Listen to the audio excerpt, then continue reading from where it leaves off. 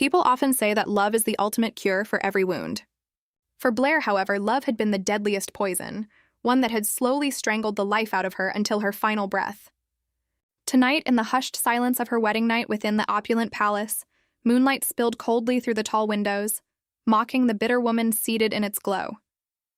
Blair knew this marriage was nothing more than a calculated contract meant to last a single year. She had sworn to herself that she would never again let her heart stir at her husband's handsome face or his deceptively warm touch. That same warmth had once deceived her, luring her into a cruel illusion that ended in unimaginable tragedy.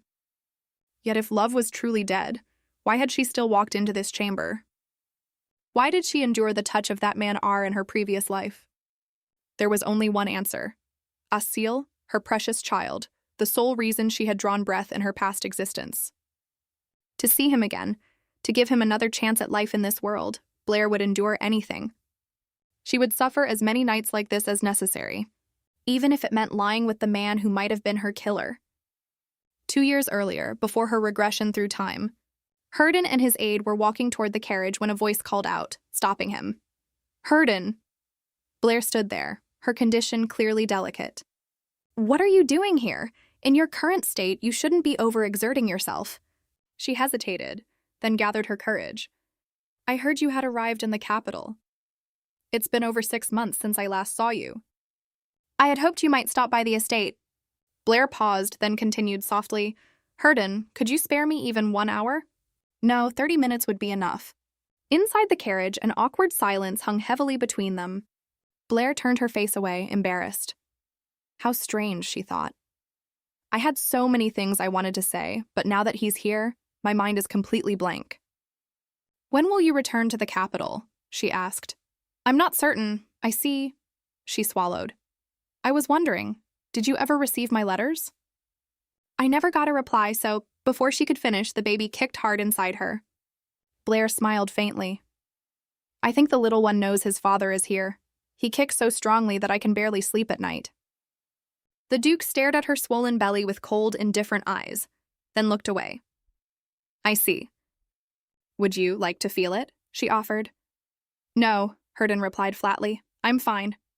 His rejection left her stunned. After a long moment, she murmured, "I understand." Outside, snow continued to fall, as if mirroring her deepening despair. Herden gave a curt nod. "Then I'll be going. I hope you have a safe delivery." His indifferent words stung. Unable to hold back any longer, Blair spoke up. "Please, give the child a name before you leave." Herden paused, thinking briefly. "If it's a girl, name her Diana. If it's a boy, Aziel." He turned away impatiently, as if the matter no longer concerned him. "If you have other ideas, it doesn't matter." "No," Blair said, her face lighting up with genuine happiness. "I love those names. They're the first gift you've ever given our child." For a fleeting moment, something in her radiant expression made him frown in discomfort. Without another word, he turned on his heel and strode away. Duke Herden Delmark, the only swordmaster on the continent blessed by a divine beast, and a celebrated war hero.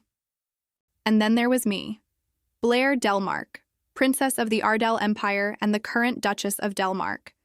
Herden left for the main castle the moment I became pregnant. Officially, it was to suppress a monster outbreak in the north. But I knew better than anyone. It was merely an excuse to stay away from me. Our marriage had always been purely political. The long-standing, deep-seated enmity between the Delmark ducal house and the imperial family made sure of that. "Herden, I know you must hate me, but I just wanted you to stay by my side." I was terrified of being alone. Blair whispered these words to his cold, retreating back. Yet Herden did not return, even when Aziel was born. When he finally came back half a year later, he brought with him a woman with striking silver hair. Earlier that day, a maid had rushed in, flustered. "Madam! Madam! The Duke is almost here!" Blair turned, unable to hide the joy blooming on her face. "Aziel, your father is coming. Shall we go welcome him?" The innocent little boy looked up at her in confusion.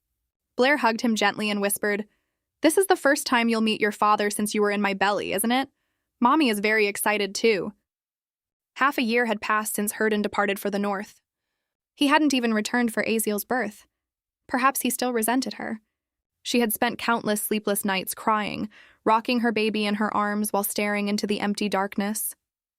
"But I can't keep hating him forever." Now we have Azil, a bond between us. He has become a father, and I have become a mother. Even now, I still want to build a real family, at least for the sake of our precious child. Blair waited with rising anticipation, holding Azil in her arms.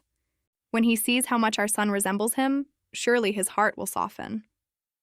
But the scene that greeted her shattered that fragile hope. There stood Herden, intimately close to another woman. The servants around them began to murmur. Who is that woman? He returns after a year with another woman by his side. They arrived in the same carriage. Could that be Lady Miela Elias? Herden spoke calmly as if offering a simple explanation. She is a priestess. She traveled to the north to train according to the goddess's will, and happened to discover our knights under attack by monsters. She assisted them. I recognized her exceptional abilities and hired her as my assistant for the monster subjugation campaign. She will continue to serve me with absolute loyalty. To him, their relationship was nothing more than that of lord and capable subordinate. Yet the servants whispered endlessly, I heard Lady Miela will be staying at the estate for some time. Do you think there's something between the Duke and Lady Miela? The Duke never shows emotion, but it's obvious Lady Miela fancies him. Just look at how close they are. It won't be long before the Duke falls for her, too. A woman who is both beautiful and talented, of course she'd catch his eye. Every whispered word pierced Blair like a knife. Anyone would be better than the daughter of his enemy. She showed no reaction to the rumors. Reacting would only prove they were true. And so the stifling summer passed, giving way to a bleak autumn and then a desolate winter. Herden was always busy. He never sought her out first. Even when she went to see him, he refused to meet her. Eventually, Blair gave up trying to mend their broken relationship. The one small mercy was that he occasionally showed a faint interest in Azil. And on that fragile thread of attention, Blair decided to place her final bet. And so I decided to place my final bet on that faint, fragile thread of interest he showed toward Azil. Blair paced back and forth in her chamber, calculating carefully. Azil's first birthday was only 2 weeks away. Perhaps he would accept a request like this. Let's go down to the Holstein villa together and spend time as a family. She clenched her fists, silently cheering herself on. Yes, I can do this. Just as she approached the Duke's study, she noticed the door was slightly ajar. The moment she stepped closer, her eyes widened in shock. Through the narrow gap, she saw them, Herden and Miela, locked in a passionate embrace. In that instant, Herden's gaze met hers. Blair froze, staring at him. For a fleeting second, it seemed as though he wanted to explain himself. But instead, he deliberately tightened his arms around Miela, pulling her even closer as if to make his choice unmistakably clear. Miela, still lost in her dreamlike happiness, whispered against his chest, I love you, Your Grace. The words pierced Blair like a blade. She turned sharply and fled down the corridor, desperate to escape the reality unfolding behind that door. Unable to bear hearing him say those same words to another woman. I love you. Your Grace, a maid said gently. His Grace has informed us that his schedule has been delayed. It seems he won't be able to join you and the young master for the birthday celebration. And so, a few days later, Azil celebrated his first birthday in a modest but warm gathering. It was just the two of them, mother and son, surrounded by cheerful maids and servants who clapped and sang. Gifts from the vassal families piled up, delicious food filled the table, and laughter echoed through the hall. By all accounts, it was a perfect birthday, except the child's father was not there. Blair felt as though her heart had died inside her chest. She cradled her son tenderly, pressing a soft kiss to his forehead.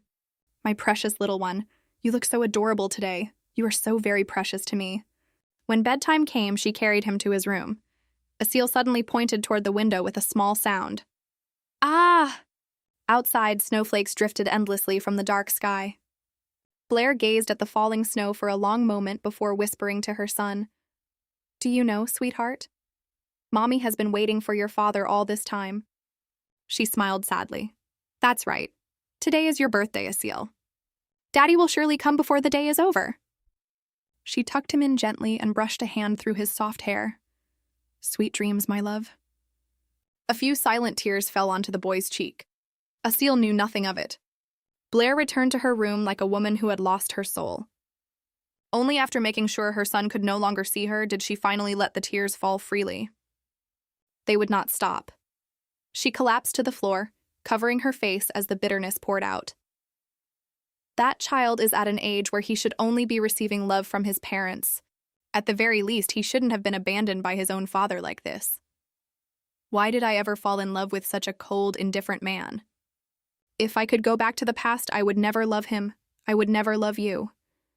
At that exact moment, slow, deliberate footsteps approached. Blair looked up in terror. A figure was moving toward her, dagger glinting in the dim candlelight. The words still echoed in her mind. If only I could go back. The winter night made the villa deathly silent. Danger screamed through every nerve in her body. Blair ran with all her strength, her mind desperately denying the truth. It can't be him. It can't be Herden. She couldn't scream. Azil was in the next room. If she made any noise, Azil would wake up. That man must never learn of Azil's existence. Save me. Someone, please save my child. She frantically rang the servant bell, praying desperately for help. The sharp sound cut through the night. In the servants' quarters, a maid frowned. That's coming from her Grace's room. It's so late. Is she having trouble sleeping? Suddenly, her expression changed. Wait, that's not the usual bell.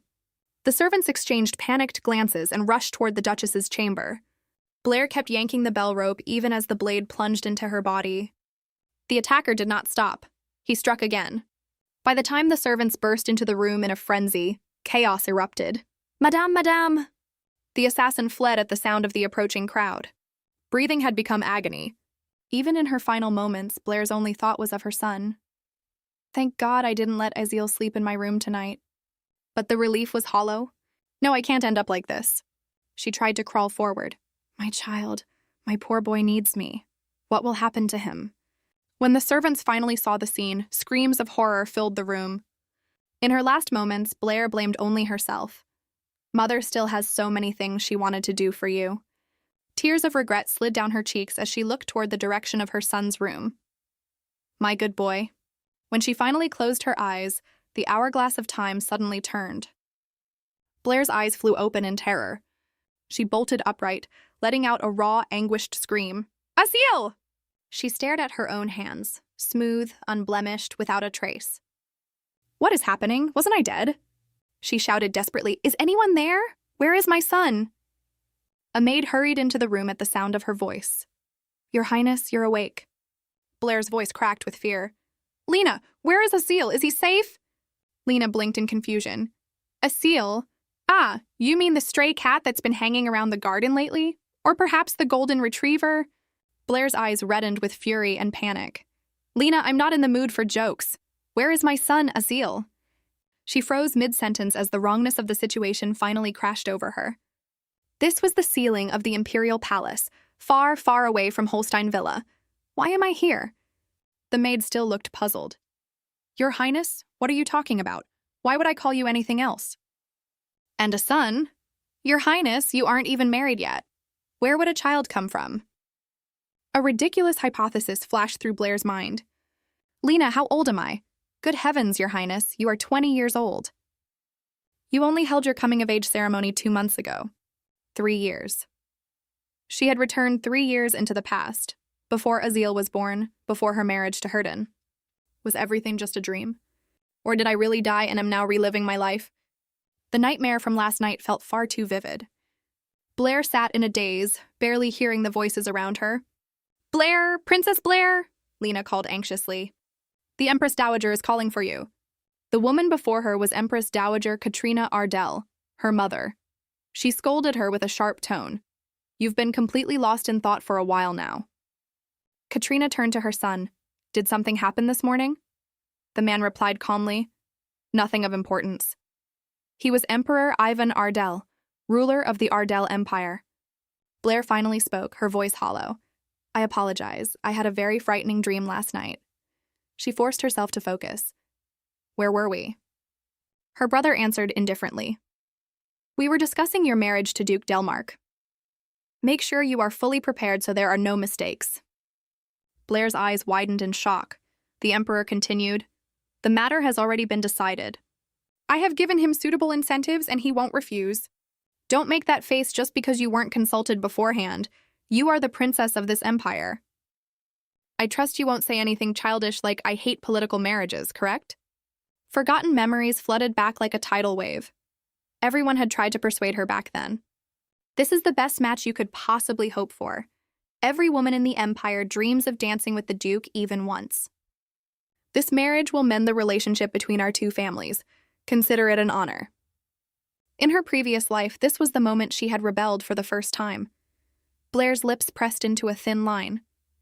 But this time she answered with eerie calmness, astonishing both the Emperor and the Empress Dowager. If that is your Majesty's will, then I will obey. She had been thinking ever since she woke up. Were those memories just a dream? Or am I the one dreaming now because I died? No matter how many times she examined her surroundings, this was no dream. The sound of a seal calling mother, the warmth of his small body when she held him, his innocent little face. Every detail had felt painfully real. That only made the present feel even more hollow. My child, my hope, my reason for living. Even with this miraculous second chance, the reality remained. Aziel did not exist in this timeline. To Blair, that truth felt like hell itself. That was why, in this second life, Blair finally had a reason to marry Herden. She lifted her hand unconsciously, her fingers gently tracing the empty air as though caressing Aziel's soft cheek. I can do anything if it means I get to see you again. Her eyes softened with lingering sorrow as she pictured her son's face. Even if it meant repeating that unbearably lonely married life, even if it meant enduring the same cold hell she had once escaped through death, there was only one path she needed to take now. While the maids were helping her change, Blair suddenly spoke. Lena, send a messenger to the Delmark Duchy. Tell them I wish to meet the Duke tomorrow. If he is occupied, ask him to propose a convenient date. Lena's eyes widened in pure astonishment. You wish to meet Duke Delmark, Your Highness? Blair tilted her head, confused by the intensity of her reaction. Why do you look so surprised? Lena stammered. Oh, it's nothing, Your Highness. I'll send the messenger immediately. She bowed quickly and slipped out of the room, closing the door gently behind her. Once outside, Lena murmured to herself, I can't believe it. It was perfectly understandable. Only a few months ago, the princess had gone out of her way to avoid the Duke at every single banquet and social gathering. Lena knew the deep-seated hostility between the Delmark ducal house and the imperial family. Blair's father, the late emperor, had two women, his lawful wife, Empress Esmeralda, and consort Katrina. For many years, Empress Esmeralda had been unable to bear a child.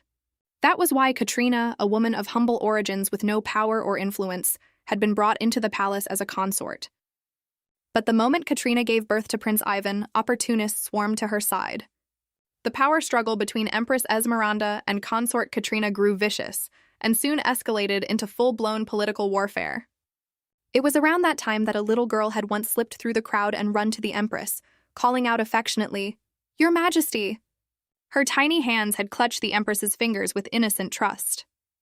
People said that Empress Esmeralda had genuinely cherished Blair, the daughter of her political rival, until the tragedy struck. The fire at the Empress's palace claimed Esmeralda's life and left the young princess, who had been with her, gravely injured. The shock was said to have caused Blair to lose all memories of that period. The Emperor had launched a thorough investigation into who had tried to harm his daughter. All evidence pointed toward the late Empress Esmeralda. The Delmark family, her maternal relatives, fiercely denied the accusations, but in the end, Esmeralda was buried as a traitor. A servant knocked on the door of the Duke's study. The butler bowed deeply. Your Grace, a message has arrived from the imperial family. Herden Delmark was the sole surviving grandson of the disgraced Empress Esmeralda. In the palace, Lena's heart was in turmoil. His Majesty is truly heartless. The princess was a direct victim of that incident. How could anyone expect her to welcome a marriage like this? Yet as she walked away, she paused and glanced back toward Blair's chambers. Strangely, she could sense that the princess's mood seemed unusually bright. Inside the carriage, a voice rang out sharply. His Majesty is truly shameless. How can he even mention this marriage? He was practically celebrating with a toast while our Delmark family was on the brink of ruin. The aide turned to Herden. Your Grace, are you not angry? It's obvious he intends to swallow your influence whole. Now that you've earned military glory and the people's adoration— Enough, Herden's icy voice cut him off. The aide flinched and bowed his head at once. My apologies, Your Grace. But inwardly he cursed. The princess is the only one who won the lottery. She gets to sit still and claim the greatest husband in the empire without lifting a finger. Meanwhile, Blair remembered the look of shock on Lena's face when she had asked to meet the Duke. She fell into quiet reflection. Of course she was surprised. In the past, she had been so preoccupied with avoiding Hurden at every opportunity. But this time, things would be different. This time, she would marry Hurden without encountering any obstacles. Blair walked slowly toward the drawing room where Hurden waited. The sight of his tall, imposing figure stirred an uneasy ripple in her chest. I cannot leave even the slightest chance that he might refuse to become my husband. She stepped closer and spoke first, her voice steady. Thank you for making time despite your busy schedule, Duke Delmark. Hurden immediately dropped to one knee in a flawless, formal greeting. It is an honor to meet you, Your Highness. He took her hand and pressed a light kiss to the back of it, cold, reluctant, and devoid of any warmth. The mechanical gesture only deepened Blair's quiet pain. She pulled her hand away firmly. Let's get straight to the point. Blair sat down gracefully and wasted no more time. Regarding the marriage proposal my brother, His Majesty, has put forward, I have no intention of refusing it. Hurden's expression remained unreadable, though he clearly already knew this. Yes, he replied coolly. It would be difficult to reject an imperial command. Blair continued without hesitation, laying out her terms. 1 year. Maintain this marriage with me for exactly 1 year. After that, I will initiate the divorce and bear all the blame myself. I will not change my mind, nor will I cling to you. I will not bother you with trivial matters such as love or any similar nonsense. Her voice faltered slightly for the first time. If you accept my proposal, I will cooperate fully in uncovering the truth behind the fire at the Empress's palace from 10 years ago. The offer clearly caught him off guard. Hurden's thick, dark brows drew together. A cold, mocking laugh escaped his lips. Ha! He pressed his lips into a thin line, his face darkening. After all this time? Memories flooded Hurden's mind. The countless letters he had written to her, filled with desperate pleas. Please help me. Your Highness, my aunt was not that kind of person. You know that better than anyone. Your Highness, please clear her name. Please help me. Yet back then, Blair had looked at him with empty eyes and said coldly, I don't remember anything. Those words had pierced him like a spear. The helplessness, the rage, even now 10 years later, the wound had never healed. Liar. He had wanted to scream at her. You're lying when you say you don't remember, aren't you? In the end, you chose to stand with your own family after all. The sense of betrayal and bone-deep resentment still burned inside him. She had kept silent for 10 long years. So what right did she have now to bring it up? Returning to the present, Hurden asked her directly, Why do you want to enter a marriage like this? Blair answered calmly, Because marriage is the only legal way for a princess to leave the imperial palace. If that is your only reason, he said, wouldn't it be better to marry someone who would cherish and love your highness? At the word love, Blair's mind flashed back to the image of her betraying husband from her previous life. Love? She silently set the thought aside. I no longer believe in such things. I don't need empty eternity. Instead, I prefer a relationship with a clear beginning and a clear end. One where I can receive as much as I give. I believe you are capable of that, she added. The two stared at each other in heavy silence. Hurden exhaled softly, remembering a distant conversation. Blair's own voice from years ago echoed in his memory. When I grow up, I want to leave the imperial palace. I'll leave the capital and travel the wide world. When I'm older, will you take me to see the sea? The more he remembered, the tighter his fists clenched in quiet anger. Finally, he spoke. I accept your proposal. In any case, I had no intention of defying the Emperor's command. This marriage would grant him the right to strengthen the Delmark army. His forces had been slashed in half under the excuse of treason. To defend the northern border and suppress the monsters, military reinforcement was essential. Above all, he would finally have the chance to uncover the truth of that day. He didn't know what game the princess was playing, but if he could use her to reveal the past and then divorce her cleanly, it would be the best possible outcome. Hurden rose to his feet, signaling the end of the meeting. If there is nothing else, I shall take my leave. Blair's expression darkened for a brief moment. And one more thing. Hurden paused, slightly surprised. What is it? But Blair shook her head. No, it's nothing. Inside, her heart twisted with unease. Of course, I couldn't get an answer from the Herden of this time. There was one question she simply could not bring herself to ask. Herden, were you the one who killed me? The day before the wedding, Blair visited the late Empress's grave with a small bouquet of flowers. I'm here, Your Majesty. She knelt gently before the tombstone and spoke softly to the woman she considered her mother. After pretending not to remember for 10 years, is it possible you're angry with me? Blair gazed up at the sky in silence. When I was young, I was terrified of regaining those memories. Because no matter what the truth was, I knew I would end up losing a mother. In her previous life, she had tried to confront it for Herden's sake, but it had only destroyed her health further. The harsh words Herden had once thrown at her resurfaced in her mind like needles. So now you want to regain your memories? After staying silent for 10 years, you suddenly feel guilty? Each sentence stabbed deeper. Don't do anything more. Just stay as you are, exactly as you've always been. Returning to the present, Blair realized that nothing would change if she kept avoiding the truth. Suddenly, Lena's voice broke through her thoughts. Your Highness, the Empress Dowager is waiting for you. Lena's face was marked with fresh scratches and bruises. Yet Blair's resolve only hardened. In this life, I will face the truth head-on and move forward, leaving behind all the regrets of the past.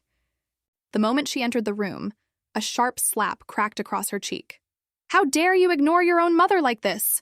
Katrina roared in fury. What were you thinking?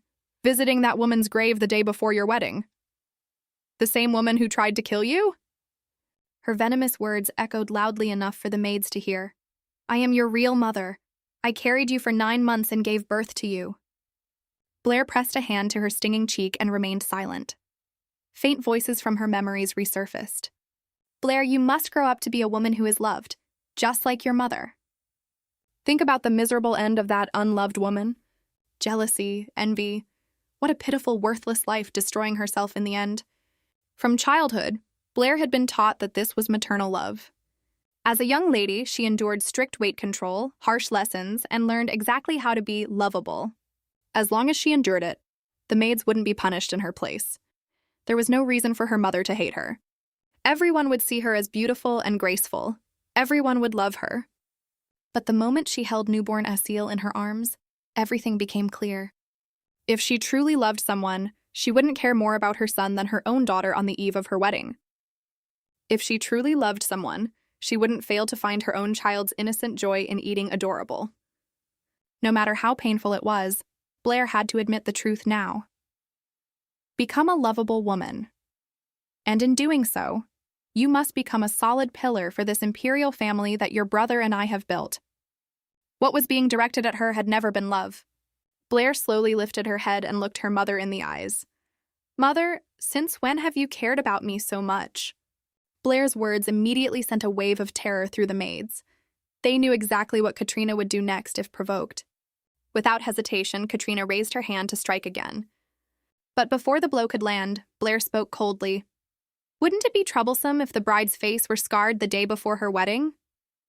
After all, I must remain a solid pillar for this imperial family you and my brother have built. Katrina's hand froze mid-air. She glared at her daughter with pure venom before lowering it. So you finally stabbed a knife into your mother's heart, you insolent girl? Blair remained silent. Now that she had decided to move forward, she would leave all the ugly past behind. She closed her eyes for a brief moment. It hurt. But it also felt strangely liberating. This was the end of a one-sided, miserable love. Snow fell heavily, blanketing the world in white. Inside the Grand Ducal residence, Ivan took Blair's hand and spoke in a low voice. You understand this, don't you? As he led her forward, he offered his cold instructions. A woman must give birth to a son for her husband's family. That is the surest way to secure your position. His expression remained icy as he continued. And as your brother, I have a few words of advice. You're far too stiff for a woman. It's good to be proper, but in the bedroom you need to be more seductive if you wish to be loved. Blair listened in silence to her brother's warnings. He even mentioned Katrina. Mother is very worried about you. The reminder brought back the sting of the slap. Blair lowered her gaze, her voice tinged with quiet melancholy. Please tell Mother that her daughter will be fine, no matter where she is. She doesn't need to concern herself. With that, Ivan escorted her into the wedding hall. The moment she appeared, gasps of awe rippled through the crowd. My goodness, look at the princess. She looks like she descended from heaven itself. She resembles an angel, or perhaps a snow fairy. At the altar, Herden watched her with sharp, piercing eyes. Ivan placed Blair's hand in Herden's and said with calculated warmth, "She has been raised like a precious jewel. Please treat her with the utmost care." Herden took her hand and replied evenly, "How could I possibly go against His Majesty's wishes?" Amid the atmosphere of forced celebration, the officiant's voice rang out clearly.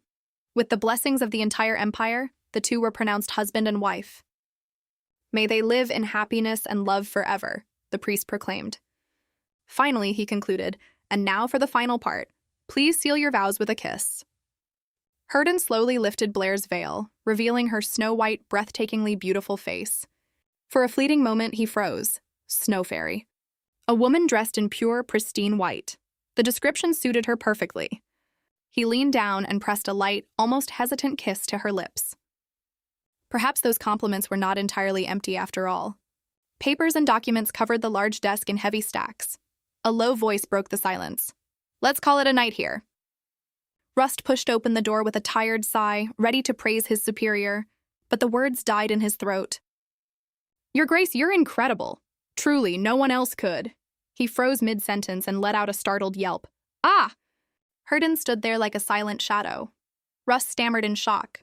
"Your Grace? What are you doing here at this hour?"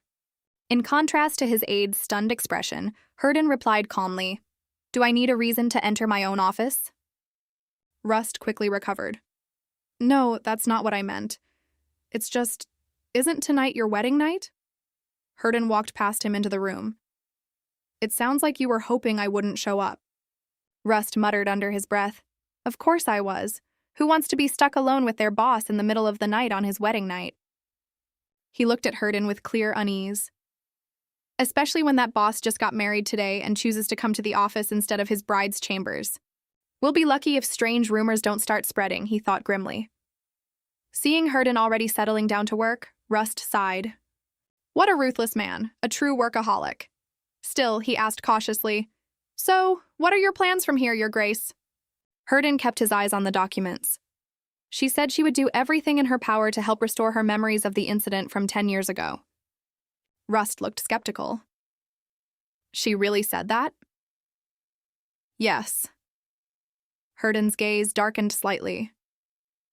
"I don't know whether she truly lost her memories or if she's pretending for some other purpose." Rust handed him another file, curiosity getting the better of him. "Are you seriously not going to the bedroom?" Herden answered indifferently. "She's probably exhausted and already asleep." Today's schedule was grueling, even for a delicate woman like her. He set his pen down for a moment, then continued in a low voice. "Besides, in a contractual marriage, there's no need to bother with such formalities as a wedding night." Yet even as he spoke, the image of Blair at the altar flashed through his mind, ethereal in white. Herden paused, resting his chin on his hand, a rare flicker of restlessness crossing his thoughts. After a while, when Rust saw him stand up to leave, he asked in surprise, "So you're going after all?" Herden's eyes deepened. I suddenly felt the urge to see what kind of expression that doll-like woman would make when her unwanted husband appears in the middle of the night. Herden opened the door to the Duchess's chambers and stopped short. Blair sat quietly at the desk, bathed in soft lamplight. She looked impossibly small. Even now, the sight struck him. The room was cold, with snow piling up heavily outside the window. In that wintry scene, she appeared like a figure carved from snow itself, pale, fragile, and strikingly beautiful. He approached silently and placed a hand on her shoulder, his voice unexpectedly gentle. "I thought you'd be asleep by now." Blair startled and turned around quickly. "Duke Delmark, when did you arrive?" Seeing her flustered expression, he asked, "Why do you look so startled? Isn't tonight our wedding night? Isn't it only natural for a husband and wife to spend it together?" Blair turned her face away, embarrassed. "I didn't think you would come. Yet here you are, still awake," he noted. "I was just waiting to be prepared," she replied hesitantly. "Since you came, it would be rude of me to go to sleep now." Herden didn't dwell on her words. His gaze shifted to the papers behind her, and he reached out to pick one up. "What is this?" Blair answered softly. "A contract. Since this is a contractual marriage, I thought it best to put everything in writing." Blair watched Hurden nervously as he picked up the document and began reading it aloud in his deep, resonant voice. Article 1. The signatory, Blair Sonic von Ardel, shall exert every effort to assist in uncovering the truth behind the fire at the Empress's palace. The duration of this contract is 1 year. However, regardless of time passed, this marriage contract shall immediately terminate once the truth of the incident is revealed. Responsibility for the incident shall be determined in accordance with imperial law. Article 2. During the term of this contract, both parties shall treat each other with the respect befitting husband and wife. This respect includes fulfilling spousal duties while keeping the other's honor in mind. For example, sharing at least one meal together per week and attending important banquets and events as a couple. Perhaps I shouldn't have written that part, Blair thought silently. She had unconsciously poured out the bitterness of being neglected in her previous life. After finishing, Hurden looked up and asked, "And if one party fails to uphold the terms of the contract, what will you do?" Blair hesitated for a moment, then her eyes brightened as the answer came to her. "Of course, there needs to be some form of penalty or no one will take it seriously." She lifted her gaze to meet his and declared firmly, "If you fail to follow what is written in this contract, I will not divorce you." Hurden froze for a second, then let out a low, surprised sound, almost like a soft laugh. For a fleeting moment, her threat seemed oddly endearing. Blair eyed him suspiciously. Did he just smirk, or was I imagining it? Hurden's eyes then caught another line. He read it out loud, his voice growing lower. "For this reason, if one party desires to share a bed, the other party must fulfill their conjugal duties up to a maximum of twice per month." He set the paper down and stepped closer, looming over her with a predatory glint in his eyes. "When you wrote share a bed, you weren't referring to simply holding hands and sleeping, were you?" His voice dropped to a suggestive whisper. "Are you proposing to play the role of a warm bed companion for me?" Blair's face flushed crimson. "Don't say it like that," she cried out in embarrassment. In her mind, she thought desperately, "I need a justifiable reason for when I become pregnant with Aziel." She turned her face away, answering vaguely, "I simply want us to be harmonious with each other, at least until then." Hurden repeated her words in a deep, husky tone. "Harmonious?" He moved even closer, backing her against the desk. "In that case, shouldn't I begin fulfilling my spousal duties according to the contract right now?" Blair gripped the edge of the desk tightly, her knuckles turning white. Right now, she had never imagined Hurden would be the one to demand fulfillment of that particular clause first. She turned her face away, avoiding his intense gaze. We don't have to consummate the marriage on the very first night." Hurden leaned in closer, his breath brushing against her lips. His voice was low and rough with desire. "I want to."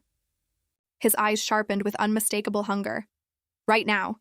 Before she could respond, Hurden captured her mouth in a fierce, possessive kiss. The wedding night dissolved into heated passion. The Duke pressed the delicate woman down onto the bed, his deep kisses growing longer, more demanding, laced with raw possession. Yet deep in her heart, Blair knew the truth clearly. This was not love. It was nothing more than a fleeting moment of lust. She had seen this body countless times in her previous life, so why did everything feel so strangely new now? Perhaps it was the expression on his face. When he noticed her trembling, Hurden's voice dropped to a husky whisper. "Don't hide from me like that. It makes me feel like some bastard forcing his wife instead of sharing a proper marital bed." Looking at her fragile form, he was tempted to let go and lose himself completely in her. But he quickly suppressed the urge.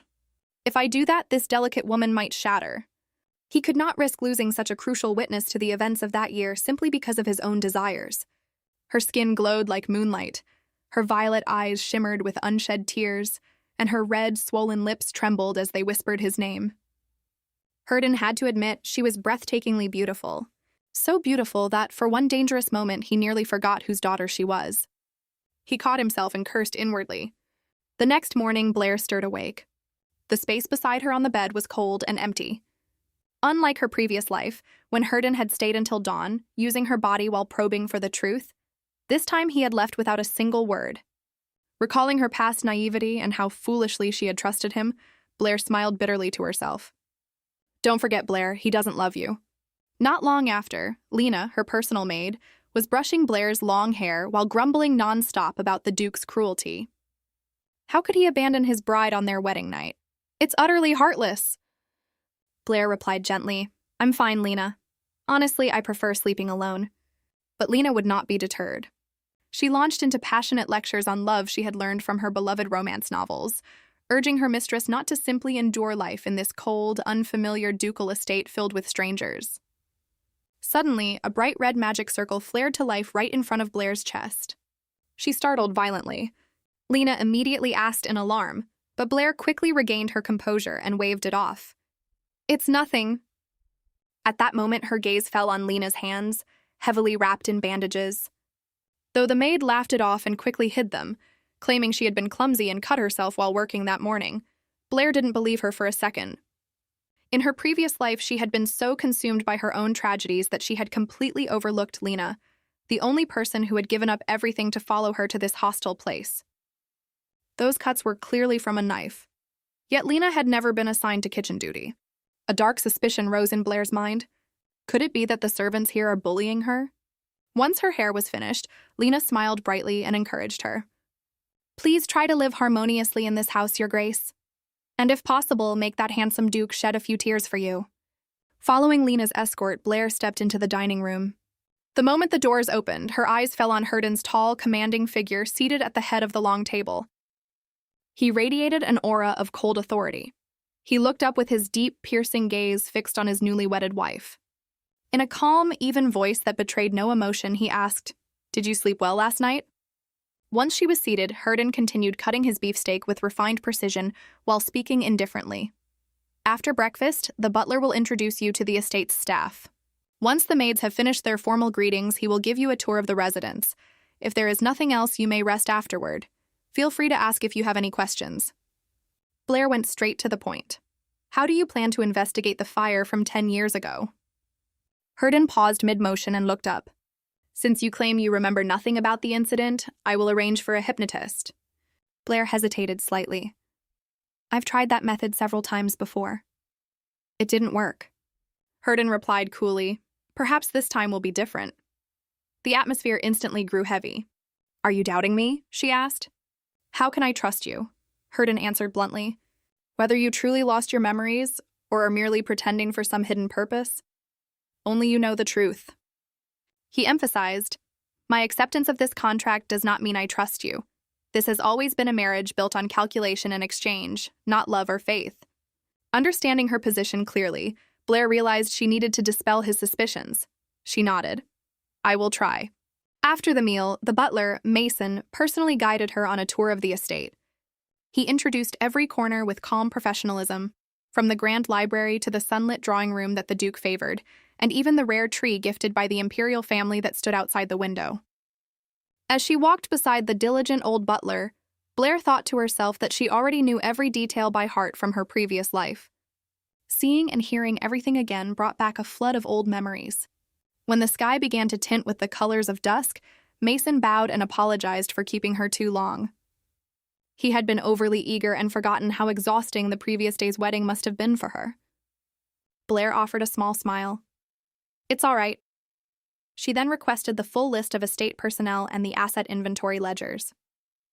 Maison looked momentarily surprised and offered to handle the work himself so she wouldn't be burdened, but she refused firmly. I am now a member of the Delmark family. Am I not allowed to fulfill my duties as Duchess?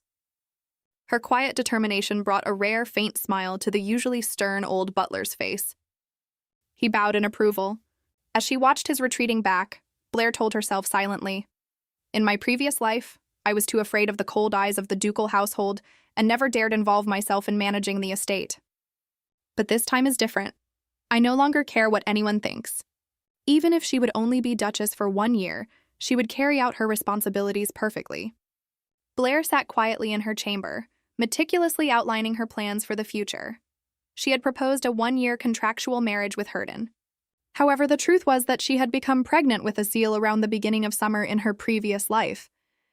Herden must never learn of the child's existence. That meant she had only 6 months to resolve everything before her pregnancy became obvious. There were 3 critical matters she needed to handle. First, recovering her memories of the palace fire 10 years ago. Herden was already taking charge of this, so she could set it aside for now. Second, preparing for the divorce. In this empire, divorce required the emperor's approval. The man who had forced her into this marriage to target Herden would never agree if the fault lay with his side. Therefore, the blame had to fall entirely on her. The most effective way to force his hand was to create a scandalous affair. In such a case, one man would not be enough. He would be punished for committing adultery with a princess. But if there were multiple men, the weight of public condemnation would fall solely on the promiscuous princess, her. And if Aziel's existence were ever exposed, she could simply claim the child belonged to one of them. To achieve this, she would first need to buy the loyalty of several men. Of course, with such a disgraceful scandal, she would no longer be able to remain in the capital. She might even face the risk of being imprisoned by the emperor or the empress dowager. The moment the divorce was finalized, she would have to flee immediately. She needed a new identity and a safe place where no one could find her. It seems I'll need to visit the Merchants Guild soon. And the final, most important task, identifying the mastermind who had ordered her murder before her regression. It was highly unlikely the assassin had acted purely out of personal grudge. Someone powerful was pulling the strings, and she had to discover why they had targeted her. Because in this life, Blair refused to let her child live in loneliness again. Everything would begin with what was closest to her. The knight's training session tomorrow morning. Lost in her calculations, Blair suddenly remembered that the contract from the previous night was still incomplete. She picked up the document and walked down the quiet hallway toward Herden's chambers. She knocked softly. From inside came his deep, low voice. "Mason, come in." Blair carefully pushed the door open. "Forgive me for coming so late. I just realized we hadn't finished signing the contract yesterday." Before she could finish speaking, she froze. Herden stood before her with damp black hair still glistening from his bath. His thin silk robe hung loosely open, revealing the firm, sculpted lines of his chest. The air in the room felt suddenly thick and stifling. Blair stood rooted in place, clutching the rolled-up document to her chest like a lifeline. Herden's eyes darkened as he watched her. In his gaze, she appeared both naively innocent and stubbornly determined. He extended his hand. "Give it here. I'll sign it quickly so you can go rest." But the moment the pen touched the paper, Blair spoke up softly. "Wait, Herden. You need to read the contract carefully again." Herden frowned slightly. "Didn't we already go over it yesterday?" Blair's hands were ice cold. She hesitated before answering. "Who knows? What if I changed a few clauses since then?" Herden stared at her in silence. Is the mouse worrying about the cat now? She took a deep breath and admitted honestly, "I added one more condition. When this contract ends, she wanted him to write a letter of recommendation for her maid Lena, so the girl could find a better position elsewhere." Herden raised an eyebrow. "You mean that personal maid you brought from the Imperial Palace?" When she nodded, his gaze turned sharply cold. "So she plans to abandon even her most trusted attendant? Is she preparing to run away with some secret lover?" Scandals involving unequal marriages and secret affairs were not uncommon. Still, after a brief pause, Herden signed the document without further comment. "It's none of my business anyway. It's quite late. Once this is settled, you should rest." Before leaving, Blair reminded him, "Don't forget about tomorrow's luncheon at the Imperial Palace." She added firmly, "You don't need to accompany me to every event, but when it involves my brother or the Imperial family, I expect you to be present. As my husband, you are not allowed to make any mistakes. Because when this contract ends, my brother will have no choice but to approve the divorce." Herden let out a quiet, almost impressed sigh. "What a cunning woman." Blair turned to leave. "Good night." The moment the door closed behind her, Herden let out a heavy sigh and rubbed his forehead. He had come here to clear his chaotic thoughts, yet she had sought him out herself. She had no idea that his mind had been consumed by dark, dangerous thoughts about her all day long.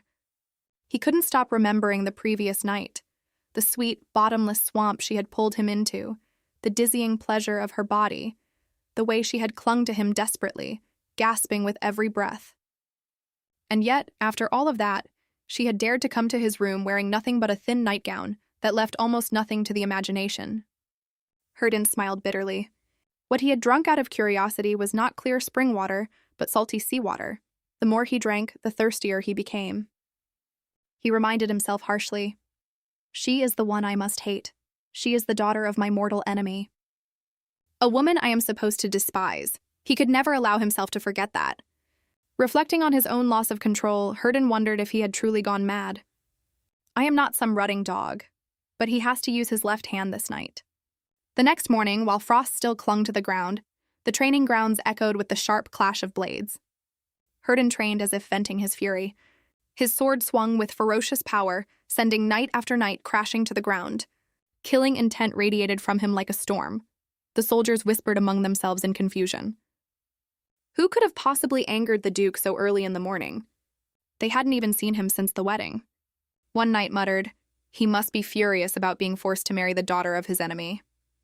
That's why he's taking it out on us." Another turned to Rust, the Duke's aide. "You're his closest aide. Do you know what's going on?" Rust could only break out in a cold sweat, unable to answer. Just then, Blair appeared on the training field accompanied by Butler Mason. The moment he saw her, Herden tossed his sword aside and strode over. "My lady, what brings you here?" Blair replied gently, "I greeted the servants yesterday, but I haven't yet had the chance to meet the knights. I thought I should come and introduce myself before we head to the palace." The knights' eyes were filled with suspicion and open hostility as they stared at her. Rust understood their reaction immediately. These men were Herden's battle-hardened comrades who had survived life-and-death situations with him on the battlefield. Their loyalty to the Duke only fueled their hatred toward the imperial family. Is this new duchess truly naive or simply foolish? At Herden's command, the knights reluctantly bowed in greeting. Blair smiled gracefully and returned the courtesy. "I look forward to receiving your support." But deep in her eyes, a cold, calculating light gleamed as she scanned every face. She already knew exactly what they thought of her. There was no need to win them over or work hard to earn their approval. The real reason she had come here was because the person who had killed her in her previous life might very well be hiding among these men. The Delmark ducal house was one of the 3 great ducal families of the empire. Their knights were hardened veterans whose skills rivaled even those of the imperial knights. Whoever had breached the tight security to assassinate her before must have either possessed exceptional martial prowess or been someone who could move freely within the estate without raising suspicion. In other words, the killer was almost certainly someone inside this very household. That was also why she had once suspected Herden as the mastermind behind it. Blair narrowed her eyes, carefully scanning the crowd. The horrifying memory of that night resurfaced. The assassin who had attacked her bore a hideous scar running across the bridge of his nose. After observing the knights training on the field, she concluded quietly that none of them carried such a scar. At least the killer was not among these men. Does this mean the possibility of Herden's involvement in my death has decreased? While she was lost in thought, Rust approached to remind her that it was time to depart for the imperial palace. Suddenly, her gaze lingered on the beads of sweat glistening on the Duke's forehead. She gently offered him a handkerchief. "Be careful not to catch a cold." Herden merely gave her a cold glance before turning away. "I'm fine." Rust, watching the exchange, couldn't hide his surprise. He had expected the Duke to brush her off harshly, yet the scene between them looked strangely like that of a newlywed couple. At that moment, a small boy came running from nowhere and tripped, falling hard right at Blair's feet. Rust's face paled in horror as he rushed forward to apologize. In his mind, he was panicking. Nobles were infamous for flying into rages over the slightest inconvenience, especially the daughter of the notorious Empress Dowager Katrina. He hurriedly explained that the child belonged to one of the families in the outer quarters and must have wandered off while his mother was working. Contrary to everyone's expectations, Blair showed no anger at all. She knelt down gracefully, helped the boy to his feet, and asked softly if he was hurt. When she learned his name was Jeremy, a warm, radiant smile bloomed on her face. She gently stroked his head and praised him. "You didn't even cry when you fell. What a brave little boy you are." Her genuine, heartfelt smile left Rust blushing and even caused Herden to freeze for a moment. She was a woman who rarely showed emotion. No one had expected her smile to be so breathtakingly beautiful. The atmosphere inside the imperial palace was one of opulent splendor, laced with palpable tension. The emperor raised his wineglass, offering praise with a satisfied smile. "What a perfect match you two make." He did not hesitate to remind his sister of her duty. "You must work hard to give the Delmark family 3 strong heirs."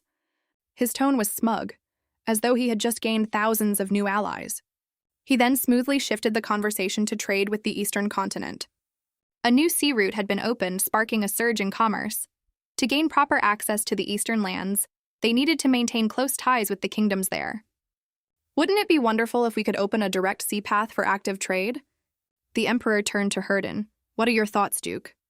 Herden listened in silence, his eyes growing colder by the second. He understood the emperor's ambition all too clearly.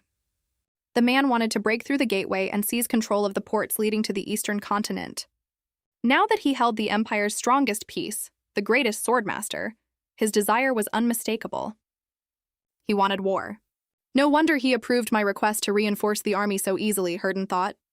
A man who had never truly tasted the horrors of battle viewed war like a game of chess, believing he could snap his fingers and devour the opponent's pieces. Herden had intended to brush off the foolish idea, but before he could respond, Blair spoke up. Husband, you must not allow war to happen. She looked straight into her brother's eyes, her voice firm and resolute. War leaves scars that can never be healed, for both victor and vanquished. My husband and the people of this empire are not your pawns. Please do not drag him into battle merely to serve your own ambitions. The moment her words fell, the Empress Dowager slammed her hand on the table and shouted, Blair! How dare you interfere in His Majesty's and the Duke's affairs? What gives you the right to be so insolent in front of our guests? And what would you know about politics anyway? Katrina's words dripped with venom as she belittled her own daughter. But then a large, steady hand grasped Blair's. I see nothing wrong with what my wife has said, Herden declared calmly. Before she is a sister, she is a subject of this empire. How can a simple discussion about the empire's interests be considered rude? Katrina glared furiously. Duke, I am merely disciplining my daughter. Do not interfere. Herden did not yield. He met her gaze directly. As the saying goes, a daughter who marries is like water thrown out. She is now Blair Delmark.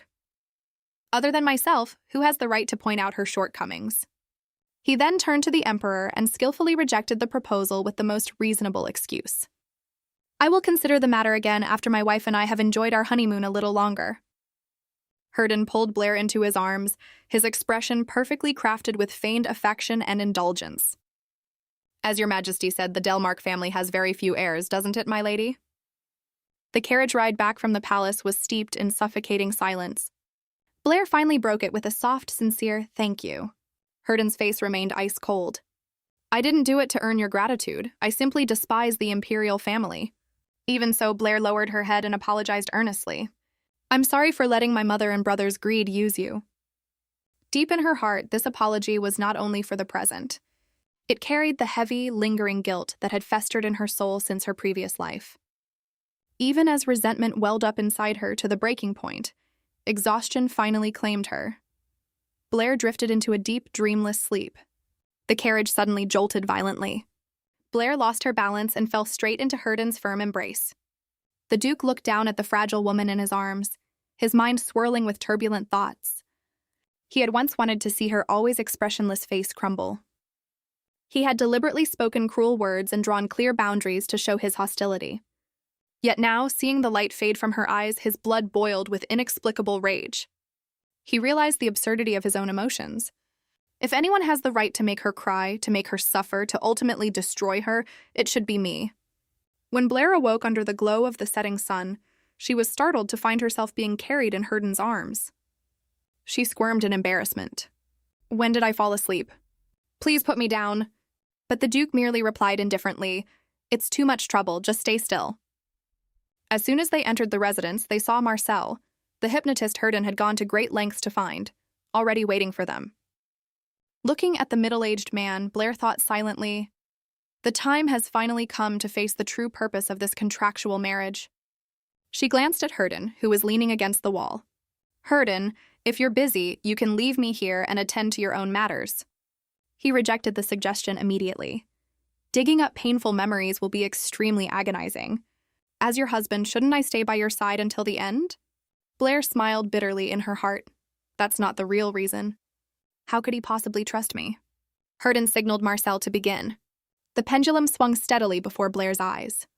The hypnotist's calm, deep voice gradually pulled her consciousness back through time, to the day of the fire at the Empress's palace 10 years ago. In her trance, Blair saw herself as a 10-year-old girl secretly slipping away from her mother to visit the Empress. There, she was warmly welcomed with hot cocoa, played cards happily with the maids, and eventually fell asleep. Marcel gently guided her. "Open your eyes. What do you see around you?" She murmured. "It's pitch black? There's nothing but dresses. I think I'm inside a wardrobe." Both Marcel and Herdine broke out in a cold sweat. According to the records, the princess had been found in the hallway. Realizing this was the starting point of her lost memories, he began pressing her to step out. But in her subconscious, Blair shook her head frantically. "I can't go out. I absolutely cannot go outside." The acrid smell of smoke began seeping through the cracks of the door. Marcel continued urging her, demanding she open the door at all costs. Blair cried out in despair. "The door is locked! I can't open it!" She gasped in suffocating agony. "Save me, I can't breathe." Seeing her tormented expression, Herdin's eyes darkened with fury. "Stop," he ordered. But Marcel, like a fanatic standing before the gates of truth, ignored the command entirely. He shouted, "You must break through the wall of your subconscious. Open the door if you want to live." Unable to endure another second, Herdin lunged forward, grabbed Marcel by the collar, and lifted him off the ground. Killing intent blazed in the Duke's eyes. "I said stop. Wake her up. Now."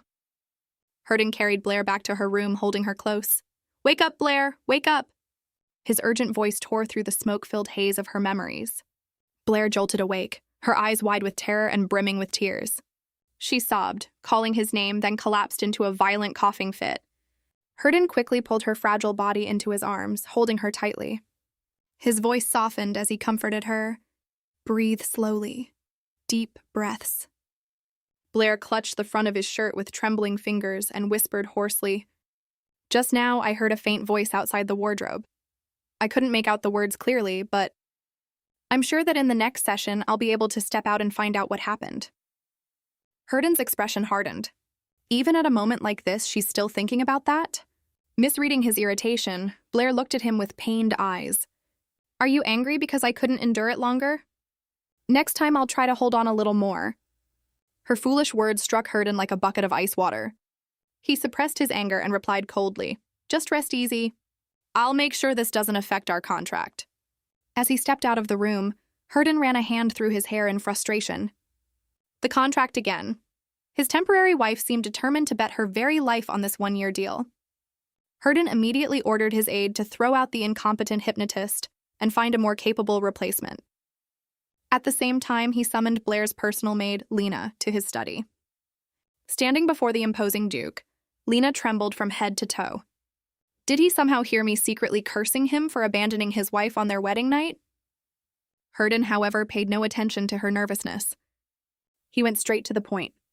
"I noticed that the fireplace in Blair's room is always extinguished, even when it's snowing heavily outside. Is she afraid of fire?" Lena nodded quickly.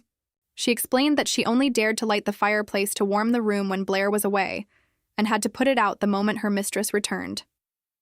Although Blair had never said it outright, the trauma from the fire 10 years ago still haunted her. Even her occasional coughing fits were lingering after effects from that incident, which had severely weakened her respiratory system. Herdin's eyes darkened as he listened. He finally understood the root of her fear. The next morning, Blair fell ill. The physician diagnosed that the severe psychological shock had drastically weakened her immune system, leaving her in this condition. Sitting on the edge of the bed, Herdin gazed at her flushed face, burning with fever. He gently brushed his fingers across her sweat-dampened forehead. So this is how fragile she truly is, he thought. I didn't expect her to be this delicate. She barely meets the standards of an ordinary person's health. Thanks to the fever-reducing medicine, her breathing gradually stabilized. But then, from her dry, cracked lips came a soft, delirious murmur. Asil. Herdin froze. The unfamiliar name instantly triggered a chain of dark suspicions in his mind. So that's why she's so obsessed with the contract. He coldly pieced everything together and reached his own conclusion. If she has a lover she cherishes so deeply that she's willing to endure those horrific memories just to fulfill the contract, then everything makes sense. Her earlier declaration that she didn't believe in love had merely been a lie to conceal her true purpose. Herdin stood up abruptly and turned away. He told himself he couldn't care less about whatever fool had dared to engage in a forbidden romance with the princess. But the fact that this fool shared the same name as one of the Delmark family's ancestors was particularly irritating.